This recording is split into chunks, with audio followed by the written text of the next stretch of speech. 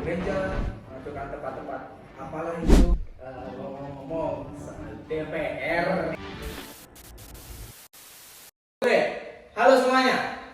Di kesempatan kita hari ini kita akan melaksanakan tugas dengan format yang baru nih, yaitu podcast. Tapi sebelum kita mulai, mari kita sambut nih teman-teman yang ganteng-ganteng, yang cantik-cantik, yang pastinya pintar nih dari Semada. Oke, say hi guys. Halo. Oke, mungkin bisa dikenalkan dari Mbak yang paling kanan. Halo semuanya, perkenalkan nama saya Nasya Ramadhani Putri, biasa dipanggil Nasya. Halo, perkenalkan nama saya Nikita Dewi Fitunugraha, biasa dipanggil Nikita. Dan saya sendiri, perkenalkan nama saya Arkayuda Nugraha. Saya di sini berposisi sebagai host. Halo guys, dan perkenalkan nama saya Muhammad Kiram Mulid, biasa dipanggil Rizky. Halo, saya Muhammad Rizky, biasa dipanggil Zainul. Dan saya yang terakhir, nama saya adalah Muhammad Raffi Ramadan. Oke. Bisa biasa dipanggil Raffi. Oke. FYI, di sini kita akan membahas tentang hakikat ihsan nih. Jadi, kita akan mulai dari yang paling basic dulu. Apa itu hakikat ihsan? Oke, saya izin menjawab ya. Hakikat ihsan sendiri merupakan tingkat kesempurnaan tertinggi dalam beribadah dan berakhlak, di mana seseorang tuh menyadari bahwa Allah Subhanahu wa Ta'ala itu selalu melihatnya. Jadi yang dimaksud dengan ihsan ini artinya seseorang benar-benar memperbaiki dan menyempurnakan keimanannya dengan beribadah dengan cara yang paling sempurna dan terbaik, lahir maupun batin, tersembunyi maupun terang-terangan.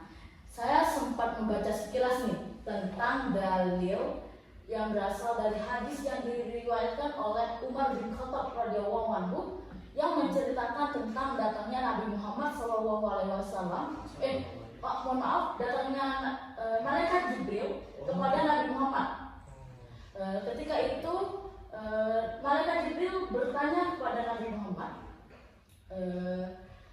Di antara pertanyaan-pertanyaannya, malaikat Jibril mengatakan, beritahukan kepadaku apa itu ihsan. Dan Nabi Muhammad SAW menjawab, anta budawaha ka'annaka tarahu fa in lam takun tarahu fa innahu yarak. Yang artinya, hendaklah engkau beribadah kepada Allah seolah-olah engkau melihatnya. Tapi jika engkau tidak melihatnya, maka sesungguhnya Allah benar-benar melihatmu.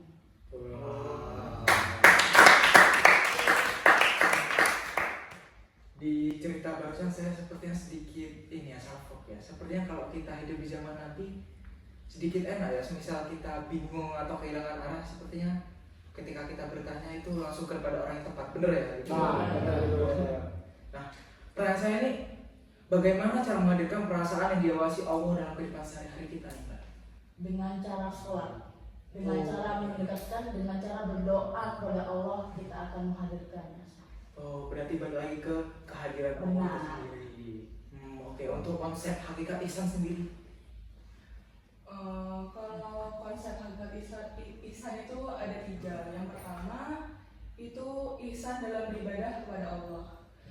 Dan dalam ihsan dalam beribadah kepada Allah ini ada 2 tingkatan. Yang pertama itu tingkat musyahadah, di mana dalam tingkatan ini kita merasa bahwa Allah sedang melihat kita dalam kita beribadah. Dan tingkat yang kedua itu ada tingkat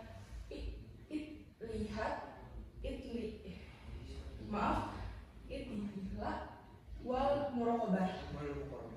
Nah, dalam tingkatan ini kita merasa kalau Allah sedang mengawasi kita, dan biasanya kalau kita sudah berada di tingkatan ini, kita merasa cemas ataupun merasa takut gitu dalam beribadah. Nah, selanjutnya tingkatan yang kedua itu ada ihsan kepada hal yang kita miliki seperti tubuh, terus kedudukan, ilmu, dan juga harta. Kemudian ihsan yang ketiga itu ada ihsan kepada sesama manusia. Oh, jadi tetap selain kepada Allah kita juga bertanggung kepada manusia. Betul. Mbak Masnya ini pernah nggak sih merasa takut gitu ketika sholat gitu? Atau ketika kita mau curhat gitu, seakan-akan kita takut kenapa kita datang pada saat butuhnya aja gitu? Pernah, Pasti pernah ya. pernah. Bisa diceritakan dari Mbaknya?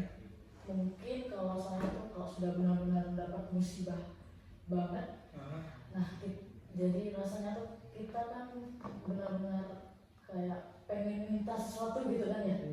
Itu takut kenapa saya nih berdoa hanya untuk minta itu, kenapa tidak setiap harinya tuh selalu khusyuk gitu buat berdoa. Ini kayak gitu lebih ke kayak malu gitu kalau karena kita tahu apa saja butuhnya doang. Iya, Iya, kayak merasa bersalah aja. Iya. Mulai sih. Musibahnya anak SMA itu apa sih? Di luar tugas. Banyak. Aduh, Apa ya? ujian ya. Ujian. Ujian. Kayak sekarang tambah TKA lagi kan. Iya, benar. Namanya TKA itu sudah dekat ya? Tinggal 2 bulan lagi. 2 bulan. Wow. Bener banget. Guru PAI-nya Mbak dan Masnya sekalian siapa namanya? Bapak Syarif. Oh, Bapak Syarif. Mungkin Bapak Syarif bisa memudahkan kita ya, semoga ya. Amin. Mungkin Bapak Syarif jika menonton ini bisa didengarkan aspirasi dari kita. Iya Pak, betul Pak. Betul ya. Oke, saya hampir kelupaan nih Mbak Mas nih. Saya ada sedikit gift buat Mbak Masnya yang sudah jauh-jauh datang ke sini, sudah effort menyiapkan materi. Mungkin bisa diterima sedikit dari saya. Apaan? Jajan. Wow. Oke, bisa langsung diambil saja Mbak. Sama Oke, mungkin bisa ke selanjutnya. Itu oke? Boleh? Oke. Selanjutnya itu ada unsur-unsur hakikat ihsan. Izin menjawab ya. Oke. Untuk dari unsur-unsur hakikat Islam dibagi 5. Yang pertama yaitu niat yang ikhlas, yaitu yang berisi semua amal ibadah maupun perbuatan baik dilakukan hanya karena Allah, bukan mengharap pujian sesama manusia. Dan yang kedua, merasa diawasi oleh Allah atau yang disebut dengan muraqabah, yakni bahwa Allah selalu melihat dan mengetahui segala perbuatan hambanya, baik yang tampak maupun yang tidak tampak, yaitu tersembunyi itu. Dan yang ketiga, beribadah seakan-akan melihat Allah, yang disebut musyahadah, yakni tingkatan tertinggi ihsan, yaitu beribadah dengan penuh kesungguhan seolah-olah kita melihat Allah. Dan yang keempat, jika tidak mampu melihat Allah, yakinlah Allah tetap melihat kita. Yang berisiap dalam segala keadaan seorang hamba harus sadar bahwa Allah tidak pernah lengah terhadap makhluknya. Dan yang terakhir, menghadirkan kesungguhan dan ketekunan dalam amal, yang berarti ihsan mendorong setiap perbuatan dilakukan dengan sebaik-baiknya, sempurna dan penuh tanggung jawab. Berarti termasuk unsur terhadap ihsan nih ada hubungannya dengan keikhlasan ya Mas? Iya benar. Benar ya. Oke. Dan saya dapat menyimpulkan dari 5 pilar itu, saya dapat menyimpulkan, yaitu hakikat ihsan adalah beribadah dan berbuat baik dengan ikhlas serta sungguh-sungguh karena sadar selalu diawasi oleh Allah. Bahkan ada kesimpulannya nih teman-teman nih. Dari sini kita tahu bahwa memang anak semada memiliki kualitas nih, termasuk pada gurunya yang sudah mengajarkan kepada masing-masing muridnya sekalian nih. Mas Syarif ya, betul ya. Mas Syarif, boleh. Oke. Oke Mas, saya ada lagi pertanyaan nih. Apakah ketika kita misal kita berbaik gitu ya, itu kan hal lumrah ketika kita berharap, misal kita memberi makanan gitu ke orang, oh nanti Allah akan balikin nih ke aku nih, ya udahlah kasih. Itu ketika apakah kita berharap begitu, apakah pahalanya itu valid atau sah, apa pahala itu nggak jadi sah gitu karena kita berharap terlebih dahulu. Untuk setahu dari saya itu, kalau mau ngasih barang kepada seseorang, kalau tidak berbuat gimana ya, buruk kepada kita. Kalau kita berbuat ikhlas dan tidak mengharap sesuatu dari yang kita beri kepada orang itu, kita bakalan dapat pahala yang berlipat dari Allah Subhanahu wa taala. Insya Allah, gitu Bang. Jadi berharap kepada manusia itu nggak baik ya Mas ya. Iya. Mas sering naruh harapan ke siapa nih? Belum pernah ada. Oh belum pernah ada. Oh Masya Allah. Oke. Untuk selanjutnya nih, contoh hakikat ihsan di kehidupan sehari-hari. Nah, contohnya mungkin seperti ya beribadah atau membantu orang tua juga masuk sih Mas. Termasuk ya? Termasuk membantu orang tua. Bantu orang lain yang Iya. membutuhkan. Oh kenapa tuh? Kenapa ya? Apakah karena pengabdian aja gitu? Mungkin karena ya mereka orang tua kita sih. Iya sih, aku sudah tanggung jawab gitu ya. Iya. Ada Termasuk menghormati guru. Hmm. Itu juga termasuk ihsan. Oh termasuk ya? Iya. Oh ada lagi? Banyak sih. Tapi kebanyakan sih kalau itu. Oh kebanyakan ya. Oke. Berarti di luar hakikat ihsan yang kita menghubungkan diri kita kepada Allah, kita juga harus memposisikan diri kepada tanggung jawab ihsan kita juga. Nah, ya. I see. Berarti ihsan nih cakupannya luas ya. Luas banget. Luas ya. Oke. Untuk ayat-ayat yang menjelaskan hakikat ihsan itu. Nah, saya kemarin cepet nyari Mas. Oh Masya Allah. Nah, ayatnya seperti ini. Bismillahirrahmanirrahim. Innallaha ya'muru bil adli wal ihsani wa ita'i dil qurba wa yanha 'anil fahsya wal munkar wal baghi ya'idukum la'allakum tadhakkarun. Artinya, sesungguhnya Allah menyuruh kamu berlaku adil dan berbuat kebajikan, memberi bantuan kepada kerabat, dan Dia melarang melakukan perbuatan keji, kemungkaran, dan permusuhan. Dia memberi pengajaran kepadamu agar kamu dapat mengambil pelajarannya. Itu diambil dari surat An-Nahl ayat 90. Yang dimaksud di situ pelajaran tuh pelajaran apa Mas? Apakah PAI kah? Ya, pelajaran mungkin dari ihsan itu sendiri sih. Dari ihsan itu sendiri. Oh oke. Untuk Masnya sendiri, Masnya itu tahu ihsan, hakikat ihsan itu sejak kapan sih? Kalau saya itu sejak kecil Mas, dan sama orang tua itu sudah diajarkan. Oh sudah diajarkan ya. Mbak dan Masnya yang lain tahu hakikat ihsan itu dari kapan sih? Iya. Dari kecil. Dia jadi dia guru-guru sih, dengan ustaz. Iya. Emang? Tapi mungkin baru sadar aja gitu. Iya, baru sadar ya. Pelajaran ini ya. Oh berarti diterangkan sama Pak Syari. Iya. Oh iya benar. Kalau saya boleh tahu emang background SD atau SMP Mbaknya ini dari mana ya? Saya sendiri dari SDN Bahasa 3 Berdewasa. Kalau saya dari MIA Ketua Bendewasa. Wow. Kebetulan sama kayak Sama. Mas. Masnya Kalau saya itu dari SD Dewasa 2. SD masa 2. Saya juga dari MIA Takwa. Oh, oke. Kalau Mas sendiri dari mana? Saya ini dari SD 3 Surabaya, Mbak. Oh, Iya.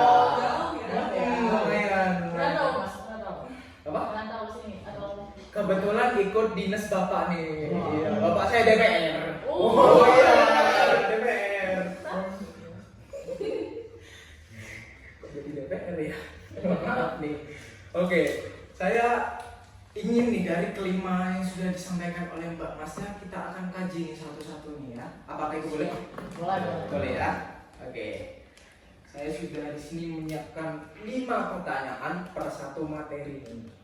Oke. Dimulai dari yang pertama itu, apa hakikat ihsan menurut pemahaman para ulama dan bagaimana kedudukannya dalam agama Islam itu sendiri? Jadi hakikat ihsan menurut para ulama Ya. yang seperti dijelaskan saya sebelumnya, hakikat ihsan ini adalah kesempurnaan dalam beribadah kepada Allah dan berbuat kebaikan dengan penuh kesadaran bahwa Allah Subhanahu wa Ta'ala ini benar-benar mengawasi dan melihat kita, melihat para hambanya. Dan untuk kedudukan hakikat ihsan sendiri ini adalah puncak dari kesempurnaan agama Islam yang membuat seseorang muslim bukan hanya sekedar beribadah, tapi juga berakhlak mulia dengan kesadaran bahwa Allah itu selalu mengawasi kita. Selalu diawasi gitu. Benar. Oke. Untuk yang bagaimana konsep ihsan menggambarkan hubungan hamba dengan Allah sekaligus dengan sesama manusia seperti apa? Kalau konsep dari seorang hamba kepada Allah itu bisa kita lihat dari kita beribadah, baik itu sholat, puasa, zakat, haji, dan ibadah lainnya. Kita harus dengan kita mengerjakan Semua dengan baik dan benar, dengan menjalankan syarat-syaratnya, rukun-rukunnya, dan lain sebagainya, itu harus dilakukan ya, harus dilakukan semuanya gitu. Iya. Tapi itu tidak akan sempurna kalau kita tidak merasakan kehadiran Allah. benar. Ya, balik lagi ke itu lagi. Iya, benar. Terus kalau yang konsep hakikat ihsan sesama manusia itu bisa kita aplikasikan dengan cara kita saling menyayangi sama manusia, saling menolong, dan lain sebagainya. Oke. Barusan kan kita ngomongin tentang background kita masing-masing nih ya. Ini ada hubungannya nih. Ngomong-ngomong soal DPR nih yang sudah terjadi kemarin ya. Semisal kalian adalah salah satu dari anggota DPR yang benar. Oke. Sedangkan teman-teman kalian ya begitu. Nah, ketika kita ingin menghubungkan diri kita kepada Allah tentang kejadian sekarang ataupun kepada rekan kerja, itu seperti apa sih? Apakah kita akan langsung mengeluh kepada Allah kenapa kita diperlakukan seperti ini, kenapa kita seperti ini, padahal kita tuh kan kadang sudah merasa kita melakukan kebaikan gitu ya, kenapa kita selalu anggapannya dihakimi gitu, selalu diberikan cobaan gitu kan ya. Nah, kita sudah berbuat baik, kita sudah segala macam itu, tetapi kita ditempatkan di tempat yang tidak baik juga. Nah, itu menurut pendapat masnya itu gimana tuh? Apakah kita langsung menyalahkan Allah, menyalahkan sekitar juga, atau menyalahkan apapun yang terjadi di dalam itu? Mungkin kalau dari saya sendiri, Ya. mungkin mengintrospeksi diri dulu. Hmm. Apa yang terjadi dari dalam diri saya ini, apa yang membuat kita ditempatkan dalam situasi itu. Nah, jika setelah saya introspeksi itu, mungkin ada kesalahan yang dari diri saya sendiri yang mungkin tidak saya sadari. Mungkin saya akan meminta petunjuk pada Allah SWT dengan cara berdoa, beribadah. Nah, dari situ mungkin saya akan menyadari kesalahan itu. Oke, untuk yang kesalahan manusianya nih Mbak. Kenapa? Gimana? Untuk yang kesalahan manusianya, apakah kita kayak ya udah, atau apakah kita akan menuntun mereka walaupun mereka kadang bebal gitu? Kalau dari saya mungkin kita akan menuntunnya ke jalan yang benar mungkin ya. Oh, menuntun juga. Yes. Menurut masnya sendiri?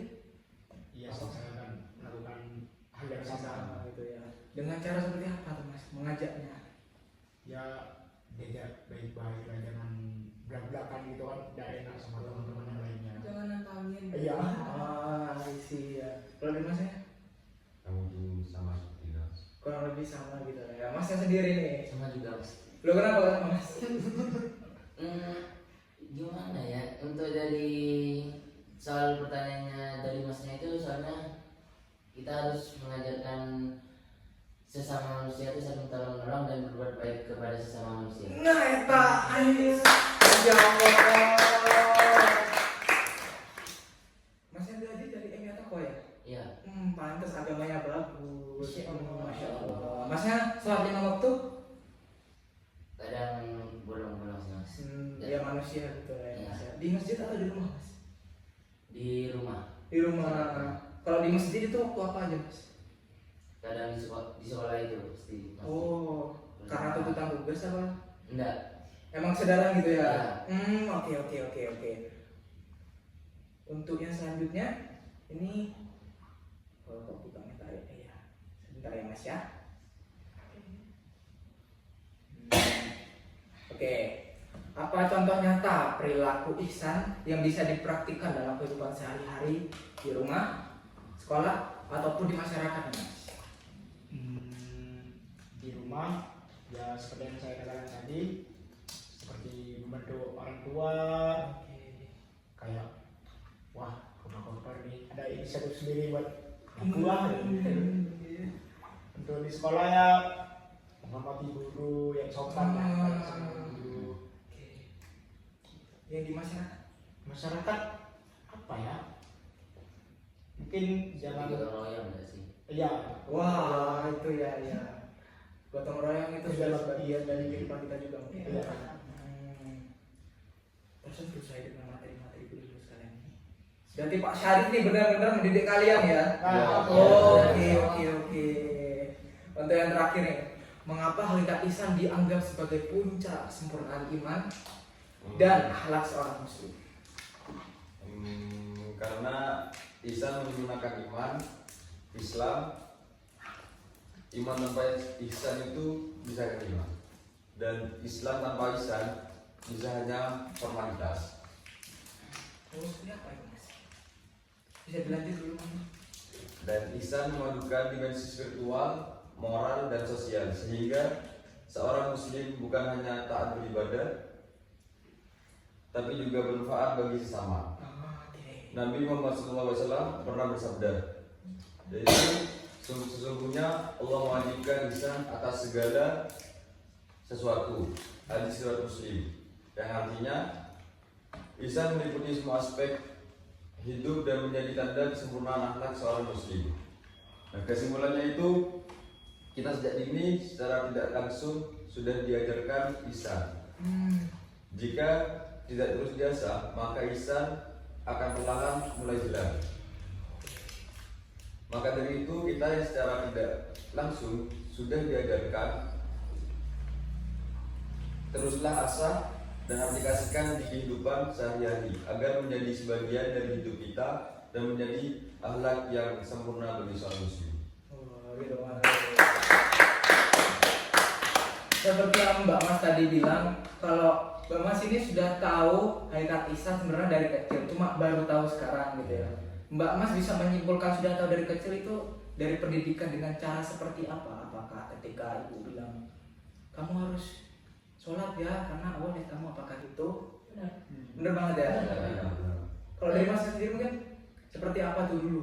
ya saya bilang Islam pewaris. Orang tua saya kan beragama Islam kan, jadinya sejak saya lahir saya diajarin tentang Islam, apa itu kenapa kita harus sholat lima waktu, ngaji dan lain-lain. Buat kebaikan. Iya. Oke. Berarti emang dari dulu nih ibadah kebaikan terhadap sesama itu Nah. emang sudah ditekankan dari dulu. Nah, ya betul. Oke. Ini kan ihsan tentang kita dan Allah ya.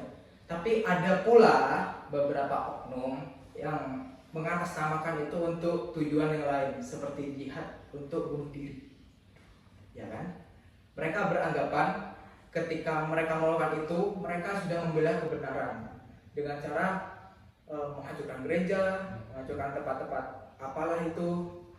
Menurut Mbak Masnya itu apakah termasuk ihsan atau bukan?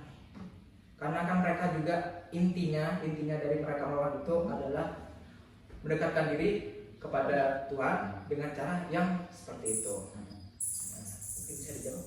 Itu salah sih mas, Bukan. seperti itu. Karena Allah sendiri mengajarkan kita agar selalu berbuat baik kepada sesama. Kita harus menyayangi sama manusia meskipun kita berbeda ras, suku, agama, kita harus tetap menyayangi.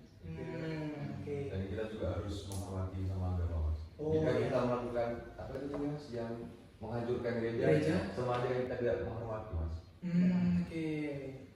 kalau pada saat Nabi itu Mas, pada saat Nabi kan sering terjadi perperangan karena mungkin Nabi disenggol lah mungkin ya anggapannya seperti itu bisa dikategorikan boleh dilawan itu pada saat seperti apa? Apakah ketika agama kita sudah diinjak-injak atau Ya, hal lain bisa juga terjadi?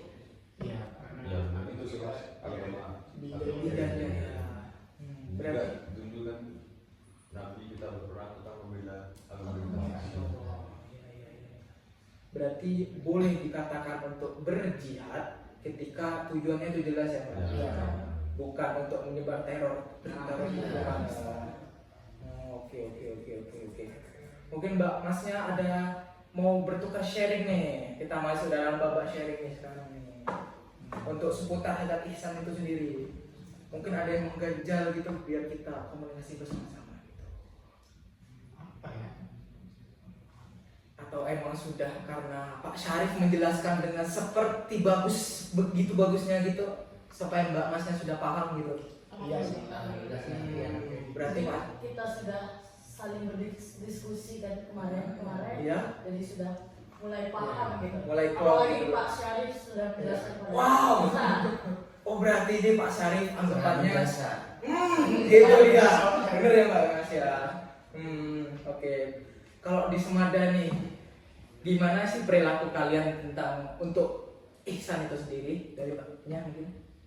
Alhamdulillah bisa dikategorikan sudah melakukan perbuatan ihsan sendiri. Karena di Semada nih setiap hari kita disuruh sholat berjamaah, sholat duha, itu benar-benar membantu lah dalam Menggapai itu. Iya. Lalu bukan madrasah ya? Iya benar sekali. Dan setiap hari Jumat selalu ada sumbangan gitu Mas. Dan Oh. takwaannya. Ya Iya. sih. Iya benar. Oh, dengan takwa mengaji, juga? mengaji. Bukan cuma agama Islam kan? Bukan iya benar, bukan cuma agama Islam tapi berbagai agama. Penganut agama Islam itu sendiri. Oh berarti juga tidak membedakan. Benar. Oh, kalau Mbaknya sendiri? Kurang lebih sama sih. Masnya sama juga? Sama. Oh berarti mungkin kalau di sekolah saya dulu di Surabaya itu kan sholat kan harus ngetep sidik jari supaya dapat nilai. Kalau di Semada itu gimana sih? Iya. Apakah ikhlas? Kurang lebih sama Iya, sih, Mas. kurang Tapi lebih sama. Oh sama. baru-baru ini Mas. Iya baru Masih sama. silakan sidik jari. Tapi mungkin itu buat laporan ke orang tua sih Mas. Iya. Bukan buat tambahan nilai atau apa. Oh Soalnya kan kadang ada siswa-siswi yang sholat di kelas gitu. berarti dibebaskan juga ya Mbak? Iya. Nah, nggak terlalu ketat mungkin. Oh berarti Mbak Mas kalian sholat bukan untuk nilai ya? Ya, memang kewajiban. Mas. Kewajiban. Kewajiban. Soalnya waktu saya dulu di SD 5 Surabaya itu pada saat itu kita tuh SD 3 Surabaya, mohon maaf nih Mbak. Iya. Nah pada saat itu nih teman-teman saya ini sering cuma absen aja gitu habis itu pulang. Nah, saya ingat gitu siapa namanya kok ada G-nya gitu depannya. Jadi nggak sholat. Nggak sholat, jadi cuma tes. Itu menurut Mbak Masnya gimana tuh?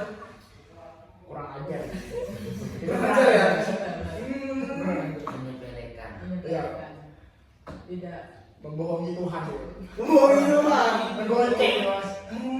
Itu yang mengusulkan akan dibuatnya sidik jari itu siapa sih? Apakah Pak Syarif atau siapa tuh? Soalnya saya dengar-dengar juga nih ya sebelum Mbak Masnya kesini saya kan juga mengeksplor Semada itu seperti apa gitu loh. Saya tahu kalau Pak Syarif ini sebenarnya baru ya, Iya. agak-agak baru gitulah ya. Nah pada saat Pak Syarif masuk Semada itu saya lihat Semada makin banyak perubahannya gitu ya Mas. Apakah itu karena Pak Syarif itu sendiri? Setahu saya dari fingerprint itu dari guru agama semua berembuk dan mengusulkan kepada guru-guru semua agar semua murid siswa kelas 10, 11, dan 12 itu Lebih rutin. Iya. Kan di hari-hari lain tuh ada jadwalnya untuk sholat duha itu ada yang kelas 10, ada yang kelas 11, ada yang kelas 12. Untuk sholat duha itu harus berjamaah semua. Oh iya Mak. Kalau yang sholat duha mungkin ada. Ada. Itu sama-sama atau Gantian. Gantian. Iya. Termasuk yang kelas 12. Iya. Tidak cukup. Oh Buat satu buat tiga Tiga angkatan. tiganya penyusun jadi satu tidak cukup mas. Iya. Tapi sekarang kelas 12-nya fokus TKA. gitu. Fokus TKA ya, sudah dekat ya. TKA sih dekat. Oke. Saya baca nanya apa ya? Guru PAI di Semarang itu ada berapa sih? Ada Empat. tiga, Empat kan ya? empat. Oh, 5 nanti. Berapa? Pak Syari. Pak Syarif, Terus Bu Asri, Pak Pak Soleh, Pak Soleh, Pak Evan. Sudah keluar ya berapa? Pak Evan sudah ya? Enggak, sudah tadi ganti Mas Adi. Sudah. Oh ini tiga ya? Tiga. Tiga terus ini mas, ada tambahan dari yang PKN, PKN, Iya. PKN. PKN. Ya, PKN mahasiswa. ya, yang dari mana? STI. Dari STI itu mas. itu mereka juga mengajarkan juga. Pak. Ya. Iya. Itu mengajarkan. Membantu. Membantu sih, membantu guru agamanya itu. Oke. Sebagai mahasiswa nih ya, sebagai siswa, saya kan juga sudah nih.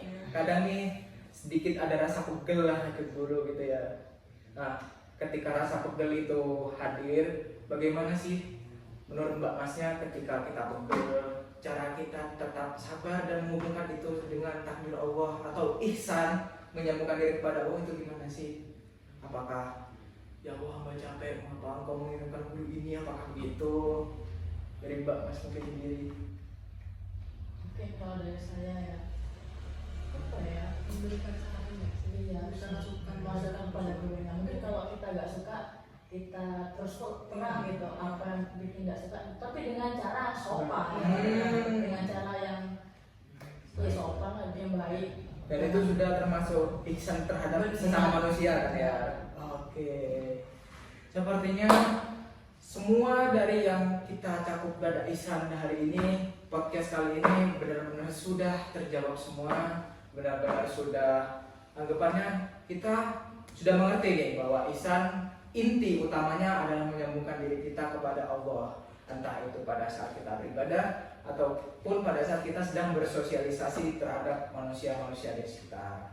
Nah, kita tutup bersama. Saya sebelumnya ingin mengucapkan terima kasih kepada Mbak dan Masnya yang sudah jauh-jauh dari Semada ke Surabaya. Terima kasih. Ya mas. Terima kasih. Ya. Dan maaf ya, saya cuma bisa nyambut Mbak Masnya dengan hal yang ya. Mari kita tutup bersama Mbak dengan basmalah. Alhamdulillah ya. Aduh, maaf nih. Saya dikit grogi soalnya Mbak Masnya nih kelihatannya kok pintar-pintar banget gitu. Amin. Yuk kita tutup dengan hamdalah bersama-sama. Alhamdulillahirabbil alamin. Mungkin sekian yang bisa saya sampaikan terkait pembahasan podcast tentang hakikat ihsan. Mungkin kita akan bertemu lagi di next podcast atau tidak akan. Bismillah, semoga nggak ada ya. Jadi terima kasih sudah menyaksikan dan wassalamualaikum warahmatullahi wabarakatuh. Terima kasih.